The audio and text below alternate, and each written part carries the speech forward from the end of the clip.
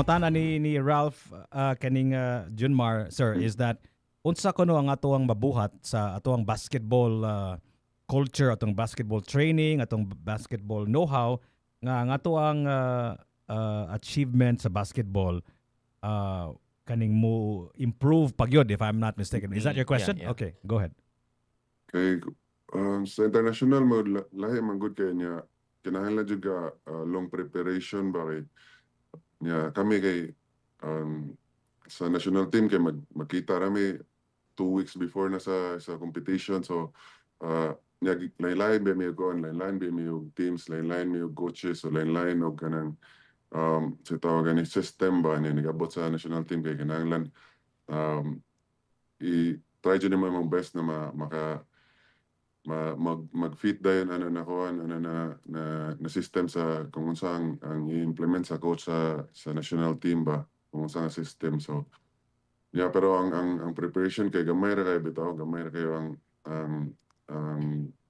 time mag-prepare niya. Dili ba na basta-basta ang international kay the best of the best na guna nagdula dito. So mo na kung siguro taas lang ang preparation, mas mo nindot siguro ang gawin ang result makakuha man siguro ta. You know, ang biggest kaning criticism ba sa basketball bitaw is kaning basketball, it's really a tall man's game. Nya paghuman mga Pinoy kuno dili kuno kay tag-as, so dili gyud ka ito maka-compete in the world stage. Akong pangutana siguro ani, you're how tall is Junmar by 6'10", 6'11"? 6'10", 6'11", di ba?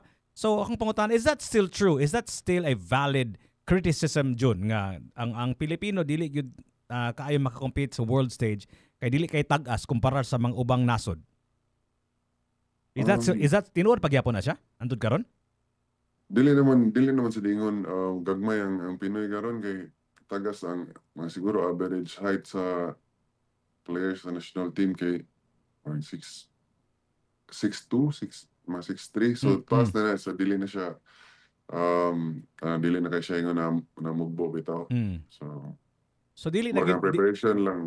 So dili na siya valid nga kaning criticism di John nga kaning basketball, it's a tall man's game, nga Pinoy mga mugbo kaysa na dili na to makaya. So you're saying nga ang atong kinahanglan lang gyud is more time together as a team, right? So how do you assess our performance in the most recent international games? So sa gitong games kaning Ralph sa FIBA man. FIBA. How do you assess our performance there as a team? As a national team?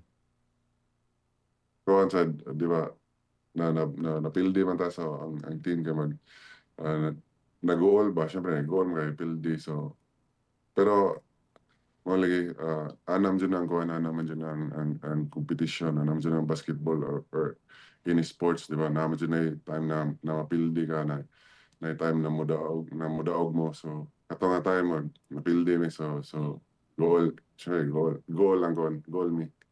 So, but could you have done better? How do you assess it? I mean, like, what do you think went wrong? Asa man mo na sipyat atong kaning panahon na? Kung taas na siguro ang preparation siguro. Kay gikan pa man mi sa kuha na tugod, ang uban gikan pa mi among conference ongoing pa niya. Pagkahuman kay diretso din sa kuha sa national team. So how many months or weeks were you together as a team before you played in the world stage?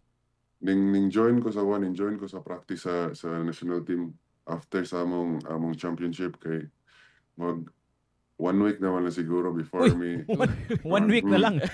No. 1 week na lang kuyawa sa nanoy. Pila man gyud ay ka buwan o pila ka tuig man gyud ang enough time for you to gel as a team man gyud Jun? Kung in an ideal world ba, if you were given enough time, what does that mean? Pila man aka buwan or tuig ng panahon na nga magkailan na kasi mga teammates?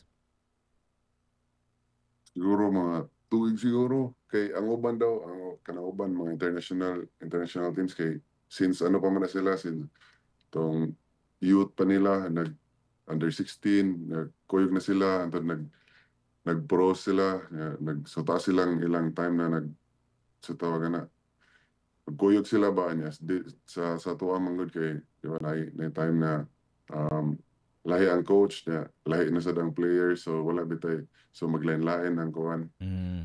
So every tournament kay lahi na sa dang players, so pero karon kay coach team kay gi-intact man jud niya ang kuan ang mga players, so wala ka siya gi-add sa players, so nag-stick siya sa katong kuan, so kaya ang goal sa national team karon kay ang long term man ang nindot og program ba ng ditso bitaw dili ka na magsige og ilis daw og players kay mao lagi kung mag-ilis og players kay lain na sa adjustment sa inana daw.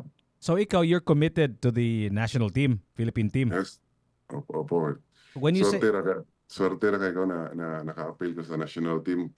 Kay daghan kayo players na gusto makaduwag national team niya. Ako swerte ra kayo nang wala ko naglisod na masulod sa national team bitaw. So every time na duwa ang national team kay call in raw, unlike sa uban na mag-fight pa bitaw og kanang kuan og kanang position sa national team. So swerte na kayo, so wala ko'y rights na mo kuan bitaw mo dili bitaw basta healthy lang. Naatay mga kaigsunan nga nitanaw nato sa YouTube, Junmar. Si Marilo Matiao, Raymond Migabon, si Rafael Zandro Garay, daghang salamat sa inyong pagtanaw. Kato mga kaigsunan nato nga naminaw sa atong radio station 105.1 TMC. Naminaw mo sa tingog ni The Kraken, Junmar Fajardo. He's actually here for an event later on, which we're going to talk about. But right now, Ralph, you have more questions? Go ahead, sir. Oh yeah, kuan. I think kasagari sa atong na discuss karon kay I guess ang shortcomings nato sa international stage. Pero what would you say are like our strengths as Filipino basketball players sa international stage? What do we excel at? Atong heart. So dili ta basta bitaw mo give up bitaw. Manangon. Kinahanglan ihatag siya natong best na mo compete bitaw. Maski unsa ang result basta gihatag na to tong best kay magkuha na ta sa outcome ba. One of the most common phrases po na ako madunggan sa mga sportscasters about basketball po kay usually kay pagabot sa basketball mas ideal jud ang heart over height daw. Would you agree? Sa heart yun na kay dili naman na may uban na mugbo pero grabe bitaw sila mo duwa nag-excel gyapon sila sa basketball kay dili naman gud tanan man gud na magoy advantage ug disadvantages gud. Ako taas ko pero akong agility dili na nakakuan dili na nakapaspas niya ang uban kay dili sila taas pero ang ilang agility di ba, so yeah. Yeah, definitely. One of the most common things po na ako makita is like sila Dwayne Wade o si Chris Bosh kay talking about how si JJ Barea daw was like the X factor for the Mavs 2011 nga championship run nila, and he's like what 6 feet tall lang or 5'11", something like that, diba?